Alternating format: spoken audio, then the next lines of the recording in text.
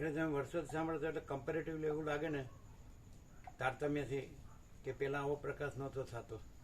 અખંડ આ જ પ્રકાશ છે.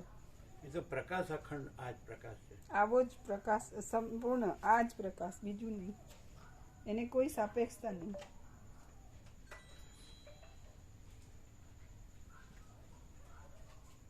એવી રીતે લેવું પડે કે પ્રકાશ તો પ્રકાશ જ છે, પણ ભ્રમ કાંઈ નથી. નહીં ખ્યાલ આવતો.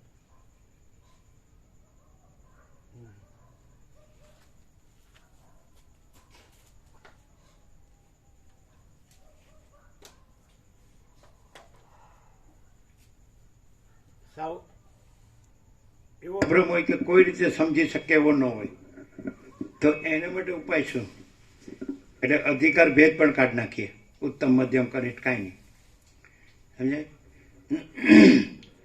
કે આ અજ્ઞાની છે, આ મુમુક્ષુ છે, આ મુક્ત છે, આ પૂર્ણ છે, એ ભેદો કાઢી નાખીએ. જો હોય સો પ્રકાશ જ છે. તો આવું જેને કેવું કીધું અબુદ્ધ જેને કહેવાય ને, મૂળ જડ, તો એના માટે એટલું જ કે પ્રકાશ છે, પ્રકાશ જ છે, અને આ હું કાંઈ નથી. ગમે એવું હોય ને, ગમે વાળો અણઘડ હોય ને, એટલે કોઈ રીતે સમજે નહીં એવો, માને નહીં એવો, તો એના માટે આ છેલ્લો ઉપાય છે કે આ બધું છે, આકાશથી પણ મોટો, આખો બધું ભરપૂર, એમ કે એને હલવાની જગ્યા નથી. ક્યાંથી ક્યાં હાલે, ક્યાંથી ક્યાં આવે ને ક્યાંથી ક્યાં જાય, એ બધું ને બધે બધું આખો પ્રકાશ જ છે, આકાશથી પણ મોટો. એના વિના બીજું કાંઈ નથી, બીજું કાંઈ થતું નથી. અને એમાં બીજું દેખાતું એ બીજું કાંઈ નથી, એમાં પોતે બીજો દેખાતો એ પણ કાંઈ નથી. એવું નહીં, તો એ છેલ્લું ક્લિયરન્સ કહેવાય. એટલે એમાં પછી અધિકાર ભેદની જરૂર ન આવે કે આ ઉત્તમ છે ને, મધ્યમ છે ને, કનિષ્ઠ છે ને, એવું કાંઈ નહીં. કોઈ છે જ નહીં, કાંઈ છે જ નહીં, કાંઈ થતું જ નથી. અને પ્રકાશ જ છે, અને આવું કાંઈ નથી ને બીજું દેખાતું એ કાંઈ નથી ને, પ્રકાશ જ પ્રકાશ છે. તો એને ખરેખર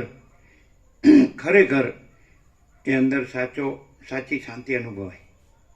જો એને સાચી શાંતિ જોતી જ હોય તો એ જ્યાં સુધી જે આખો પ્રકાશ છે એવું એને ભાન ન થાય. આખો આકાશથી પણ મોટો આખો પ્રકાશ જ છે, સમજાય છે? એને બીજું કોઈ નથી, બીજું કાંઈ નથી, બીજું કાંઈ થતું નથી. જેમ આકાશ આખું અનંત અને સ્વચ્છ મહાકાશ જ છે, એમાં બીજું કોઈ નથી, બીજું કાંઈ નથી, બીજું કાંઈ થતું નથી, એવો અનંત સ્વચ્છ મહાચિદાકાશ અનંત શાંતિ છે. તો એ અનુભવાય. જ્યાં બીજું દેખાતું હોય એ ભ્રમ, કોઈ કાંઈ જ નથી, સમજાય છે કે નહીં? તો ત્યાં તરત જ એને એ જેને અનંત શાંતિ કહ્યો કે પરમ શાંતિ કહ્યો અનુભવાય. એ પોતે ન હોય પણ એ હોય. અનંત સ્વચ્છ મહાચિદાકાશ અનંત શાંતિ છે, પૂર્ણ વિરામ. ખ્યાલ આવે? ત્યાં કોઈ ભેદ નથી, અધિકાર ભેદ નથી એવું. અને ઉપદેશના ઉપચારોમાં અધિકાર ભેદ હોય, સમજે જ ને? કે આનામાં નિષ્કામ કર્મ કે નિષ્કામ ઉપાસના કે વિવેક વૈરાગ્ય સમદમ કે ઉપરતી છે ને બધું, સમદમ ઉપરતી તિતિક્ષા શ્રદ્ધા સમાધાન કે મુમુક્ષત્વ કે શ્રવણ મનન નિધ્યાસન કે આવા વક્તા ને આવા શ્રોતા કે આવું સત્શાસ્ત્ર કે આવું કોઈ લાવવાની જરૂર નથી.